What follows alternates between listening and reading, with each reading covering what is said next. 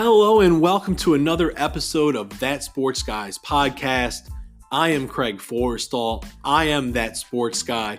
Go ahead and find me on Twitter at that_sports_guy, where you can find all of my latest football takes. Also, NFLDraftDiamonds.com is proud to feature the That Sports Guy podcast on its website. Stop by NFLDraftDiamonds.com, your official draft coverage king. Hello and welcome to another player profile interview. I am Craig Forrestall. You know me from Twitter as at that_sports_guy. And today we have with us Shemar Bridges, wide receiver, Fort Valley State. Shemar, what's going on? How you doing? I'm doing good. Good. Glad to hear it, man. Thanks for making the time to be with us. And Shemar, I got to know, you're from Jacksonville. What was it like growing up in Jacksonville? And then when it comes to saying Duval, how many U's is the appropriate amount of U's? It really depends on how many U's you want to use. It's really, everybody really reps Jacksonville, but it definitely a lot of people, you hear more Duval than Jacksonville, you know what I'm saying? It's a big thing that everybody takes pride in. And then as far as growing up in Jacksonville, just sports, man, it's real competitive here, just as the whole state of Florida is. Football is king here. It's big at any park, anywhere you go, you're going to find, a lot of talent from college, NFL, high school. So there's a lot of competitive nature, and everywhere you go, it's going to be hostile environment. So you just got to come to play. But I love growing up here, and playing sports my whole life, and, a lot of good times. And let's stick with that, because growing up in Jacksonville, I feel like Jacksonville is the forgotten city of football in Florida. They always talk about Miami, always talk about Broward County, Fort Lauderdale, Palm Beaches, out in Tampa. But it always feels like people forget about Jacksonville. So just stick there about how good the quality of ball is in the city. Yeah, to me, it depends on who you ask them. But me, I feel like we got the best talent in Florida. You know what I mean? Of course, Broward County, Miami, Dade, down south, they're ballers. It's a bunch of them in the league. But just like us, we got a bunch of guys too. And a lot, it's always a big like South versus North Florida thing. So they kind of want to keep us out. But if you come up here, everybody come up here, they know that we play ball just like everybody else. And I feel like in my eyes the best. And this season at Fort Valley State, you really busted out onto the scene. You posted 765 yards on 51 catches, and you earned all-conference honors. I have to know, how did you get comfortable at Fort Valley State so quickly? Because you transferred into Fort Valley. Right. It took a lot of hard work, man. Just focus and just being locked in. You know what I mean? When it's time to chill and you can chill with your friends, it's time to do that. But when it's time to work, it's time to work. And everybody knows I come in every day, and I take this. This is like a career to me. It is a career to me. You know what I mean? So focus and just learn the playbook, and whoever's gonna learn the quickest is gonna get on the field the quickest. You know what I mean? And when I did that, that slowed the whole game down. And then I know as long as I know my plays and the coverages, I can depend on my ability to go make plays and stuff. So just doing that, a lot of prayer, just being strong in my faith, and just letting everything work itself out. And you said it took a lot of work and a lot of time in the playbook. Was there ever a moment, I just popped into my head, was there ever a moment when you looked at that playbook and you thought to yourself, man, I don't know if I'm going to get this down? Oh, no, never. I don't never look at stuff like that. Even when it is tough things like that, I never look at stuff. I always feel like I can do anything. You know what I mean? And I know it's cliche, but I really do feel like that. As long as I work at it and grind at it, even if it's something I'm not smart in, I know I can work to get there. So, I knew I was going to get it. And it just takes time and determination. And you're a big wide receiver, somewhere in the neighborhood of 6'5". Right. Now, have you always been one of the tallest guys on the field, or did you go through like a growth spurt and then just kind of all clicked with your body? Man. Yeah, man, a growth spurt for sure. My sophomore year, I was like 5'8", probably 5'7". Well, my freshman year, I was like probably smaller than that, like 115 pounds soaking wet. Like, you know what I mean? I was like a little child. Then I got to my junior season, I got probably close to 6 foot. Then by the time my senior year, I got close to like 6'2", 6'3". And then I got to college, I got like more like 6'4", like close to 6'5", you know what I mean, in that area. So it really happened overnight, growing out my clothes every month out of all my shoes. But it turned out to be a blessing. So, yeah. And I definitely wasn't the tallest. I was gonna ask that with you going from 5'8" and being one of the shorter guys to then growing and being one of the taller guys. Mm-hmm. Did you learn to play the wide receiver position differently because you were smaller, and how has that helped you as you've grown? I think it was definitely I had to learn because I was so used to being small. So it's like, of course I could always catch the ball, but it goes from now, you're small, you're trying to catch passes, and now you're trying to catch jump balls, you know what I mean, and learn how to box people out and stuff, and really growing into my frame and growing into my body. And but I think it did come as a blessing because like, when I was smaller, so I was, running different routes as a smaller person. I guess I feel like it kind of could have benefited me in the future now that I'm bigger, because I feel like I can do some things that smaller receivers can do, certain type of routes in my own way. So I think it helped me, but it was definitely a little curve. And let's stick with that. When people talk to you about your game or you hear people talk about your overall ability, Right. what is that one area you think that they're overlooking or they're still sleeping on when it comes to you? One thing, I feel like it's couple. I feel like, you know what I mean. I feel like a lot of people do say it, but at the same time, I think it can. I think I'm versatility. Like, you know what I mean. I definitely feel like I can go in the slot and run any route you give me, and on the outside. And of course, I got a whole bunch more work to do. But I definitely think if you tell me this route, I can go do it, regardless of where I'm at. So I think versatility, being big, being able to, move and have movement, and being able to do certain things, I feel like some big guys can't do. But I'm definitely got a long ways to go. I'm still working to get better at that, but that, and I feel like I am smart, smart enough, like when it comes to game, like, knowing coverages and being able to, pick things out. So yeah, I think it's kind of overlooked.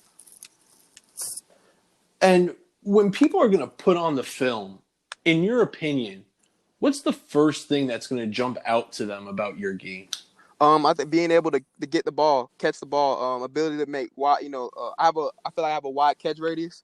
So being able to make difficult catches, tough catches, 50-50 balls, and in any type of situation, that's one of the biggest things, being able to get the ball in the air. And just, I think just the effort and just going out there and working hard and being happy for my teammates. And when they do stuff, just working hard, trying to do whatever it takes, you know what I mean? And also, I think another thing is, like I said, I think being able to run routes and be able to move my body in certain ways, I'm still trying to get better at that. But I definitely think I'm going in a direction where I can be a little different than a bigger receiver, the normal bigger receiver.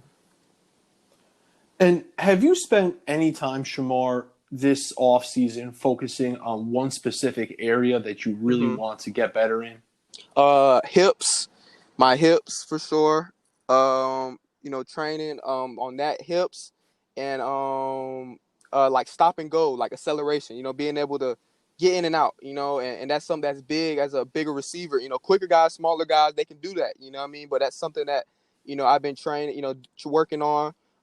Stepfather, he trains me all the time, and working out with other guys that are in the league or college or whatever, whatever I'm out there, I try to take those things out there too, and just try to work on getting in and out and being quick with everything I do. Now, I'm going to read you a couple of names, and these are all former Division II wide receivers that are now in the NFL. Mm-hmm. John Brown, Keelan Cole, Mm-hmm. Tyreek Hill, Adam Thielen, Tyrell Williams, and David Moore. Right. Why are you the next Division II wide receiver in that list? I feel like I just I'm determined for it. Like, you know what I mean. I've been through perseverance. I can get through that. It's nothing. I love being Division 2. Like, I ain't gonna lie. Like, I love being able to be an underdog and getting it out the mud. Like, I have no problems with that. And I just feel like it doesn't matter like who it is that you line up against me. I do feel like I'm definitely able to go play on that big level of Division 1 and NFL. And I think I have the stuff to prove that. But like I said, I just determined and being able to bring that mentality. And I think one thing about Division 2 guys is that you are the underdog. So when you come into the league, they have a chip on their shoulder, and that's something that I think I bring. And I'm determined for it. I'm gonna work hard at it. So yeah. And now, personally, for the upcoming season, what are your goals?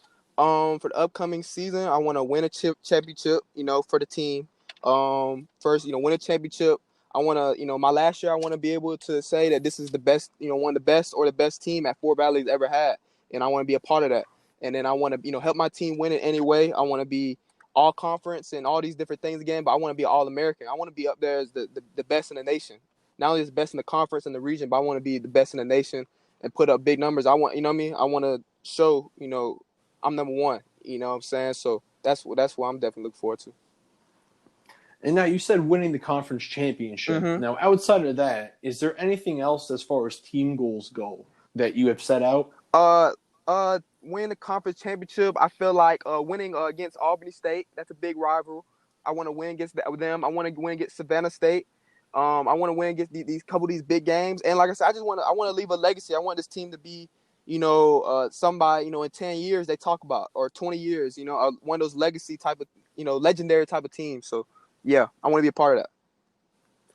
And now I want to shift gears a little bit because there's a lot of uncertainty still lingering around with the season and what's going to happen and scheduling and all of that. Mm-hmm. How hard is it for you to maintain focus with all that outside noise as to what may or may not happen? Well, it's kind of made it a little easier because they just pushed ours back to like the spring last week. So it's kind of like at first it was a lot of uncertainty because I was like every day like wondering what's going to happen. So it's now that we know, it's just like, hey, just gotta keep grinding and persevere, and it's nothing, man. I look at it. At first, I was kind of mad, but I think about it as like, man, we're still blessed to play football, to go to college, to be able to have an education. So I'm not gonna sit here and complain about it every day. I'm just gonna. This is what it is. Now we just gotta move forward to that goal, and just work towards it. Now, we spent a lot of time on football and getting to know you as a player. Mm-hmm. So, Shemar, I want to go ahead and I want to ask you the real tough questions. And I'm going to start it off with, what's that song you're embarrassed to admit you like? A song I'm embarrassed to admit I like. I don't know exact song, but I'll tell you a group. And they have some songs. I don't even say I'm embarrassed, but I like Coldplay. Like Coldplay they a nice group. That's definitely probably not an answer that people gonna expect me to say, but I definitely like them. They have like a couple good songs like Viva La Vida or something. I don't know. They have a couple songs I like. So I think they're a good group, and I respect them. But I ain't embarrassed to say that though. But yeah. All right, so I'll take it. Something outside of what people would expect still works. Right. Now, what's that dream car? I got a couple of them. For one, it's always been a Range Rover. A Jeep, one really not. I can always go for like a really nice Jeep, or like a G-Wagon, something in that nature. Yeah.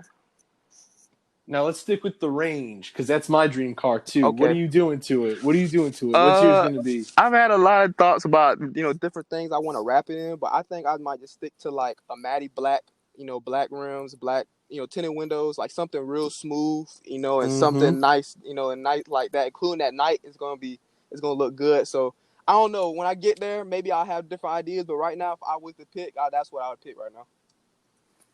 All right. So you're pretty similar to me because I wanted all black everything on the outside, so I'm with you. Right. Now, what's been the most interesting or memorable class that you've taken in college? Oh, man. Most memorable class? Whew. Either, I don't even think I remember it because it was bad, but probably math or a computer class. This computer class I just took in the fall semester, that was interesting. It was tough. And then probably some math classes. I'm horrible in math, so those are definitely some that I'm always remember because it was stressful. What's the best restaurant close to Fort Valley State?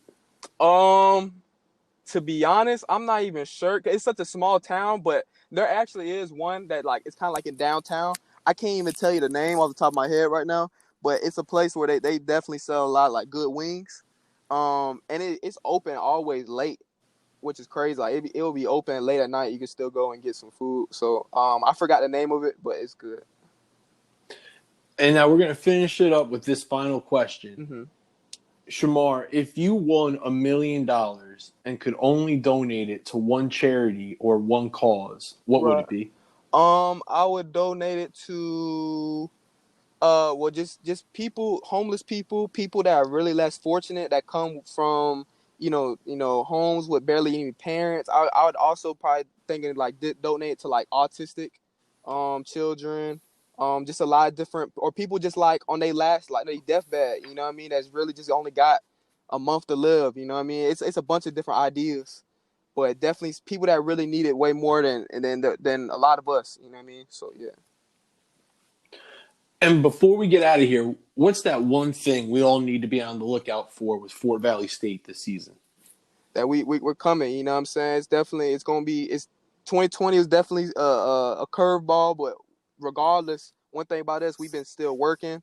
We've been staying in with the Zoom meetings, and we're coming. We're gonna be something to see, and we're gonna be exciting, and we're gonna come out there and work hard and play hard, and I think it's gonna show on the field.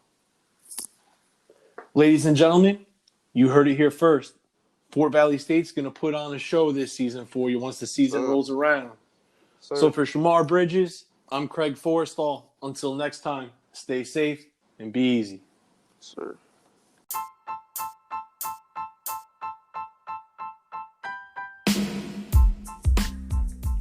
Hey everybody, Craig Forrestall. Thanks for tuning in and listening to another episode of That Sports Guys podcast.